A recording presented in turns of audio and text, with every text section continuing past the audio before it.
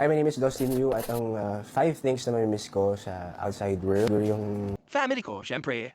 Second, friends. Third, yung aking restaurant na everyday kasi ako nandun during this past few months since we opened. Fourth, yung aso ko na si Kino. So, praise that aso ko siya. Tapos, lately, dinatouch kay sarili ko kasi marimiss ko siya. Okay, last, food. This is Bianca Devera, and these are 5 things I will miss most about the outside world. One, I will miss my two dogs, Peach and Mochi. Number two, of course, my parents. Bilang only child ako and sila rin narin ako sa bahay, I will really miss them. Number three, siguro yung 10 blush on na meron ako sa makeup man ko. Kasi we're not allowed that much blushes and lipsticks inside the house. So, mamimiss ko ang only blush on ko.